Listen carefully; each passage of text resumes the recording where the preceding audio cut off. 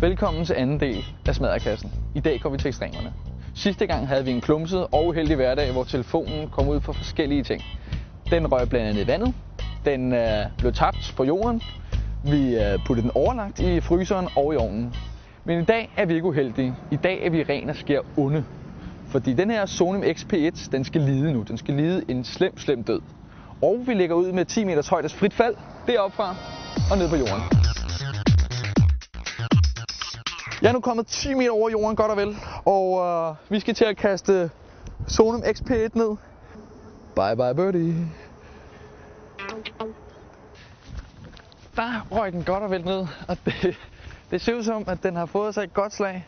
I hvert fald er batteri og bagbeklædning røget hver for sit. Batteri. Ja, her. Og bagbeklædning. Ui, den har fået et god slag. Og tænde. Den fungerer nu, og SIM-kortet er stadigvæk i live, men vi fortsætter der bare. Vi skal nu til den anden disciplin af ekstremerne, og vi har mødt Jan.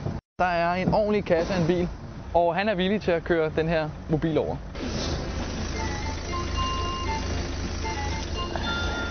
Og Jan, værsgo.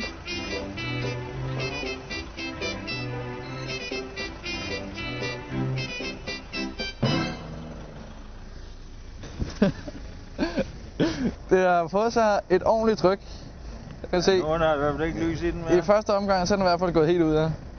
Og man kan se allerede her, at der er skærmen er i hvert fald væk. Nu er bare et spørgsmål lige, om vi lige kan ringe til den. Den ringer. Skal du holde den her, så kan jeg lige prøve at høre, om der er forbindelse igennem os. Kan du høre mig, Jan? Hvad? Ja. Den går fint igennem. Der er ikke noget problem. Det var sgu da utroligt. Det er med en sejlig usaden. Godt nok er displayet helt dødt på den, men altså, den kan stadig ringe.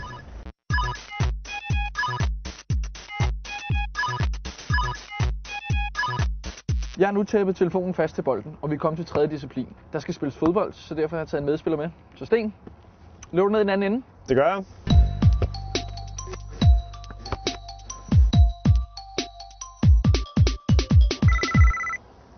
Hvem må det kan være? Ham gider jeg sgu ikke snakke med. Telefonen virkede stadigvæk. Det eneste problem var bare, at den faldt af bolden hele tiden. Så nu har vi sat den godt fast. Og det betyder desværre også, at vi er blevet nødt til at beskytte den lidt. Altså selve displayet er ikke blevet blottet. Så vi tager lige fodboldspillet et hak op af, gør det lidt mere alvorligt. Så vi spiller en god gang gammeldags mur. Så Sten, vil du have det første skud? Det vil jeg gerne.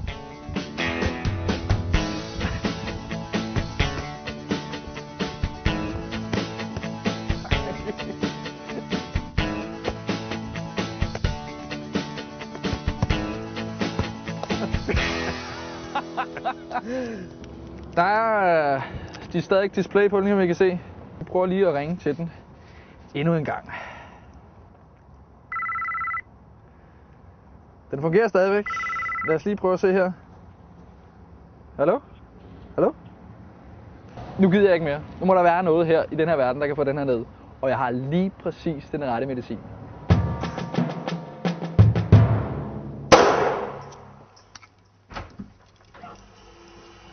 Hej Finn. Hej. Jeg har et lille problem. Hvad er det? Jeg har den her telefon, og jeg har virkelig prøvet alt, hvad jeg nu engang kan for at få den smadret. Så derfor tænker jeg, nu må du prøve at kunne hjælpe mig på en eller anden måde med at få den helt ud af spillet. Det tror jeg godt, vi kan. Det tror jeg godt, vi kan. Ja. Perfekt.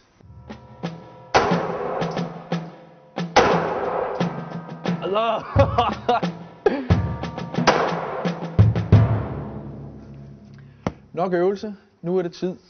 Nu skal vi i gang med det store skyts. For nu skal den her telefon XP1 fra Sonim dø.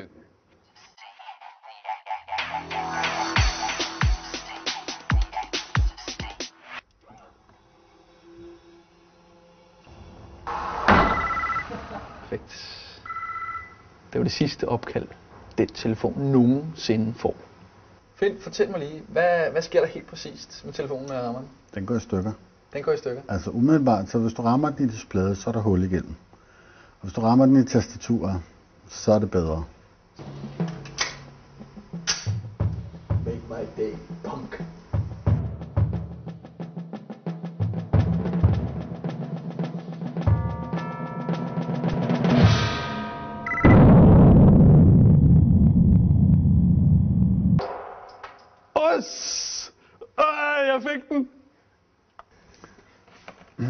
Jeg ramte den der. Det var det, jeg sagde jo. Batteriet sidder du nede nu.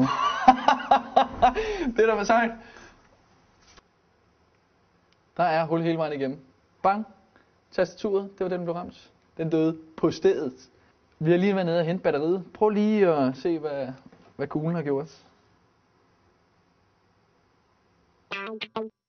Kære seer, du har nu mulighed for at vinde verdens mest hårdføre mobiltelefon. Sonim XP1, den her model, den kan blive din. Den her, den har været udsat for vand, varme, kulde, tab for højderne, 10 meter spillet fodbold med, under en varevogn, og til sidst, men ikke mindst, blev skudt. Så hvis du vil vinde den her, så skal du skrive til sonim@mediaprovider.dk. Men inden da, så har vi lige den sidste ting.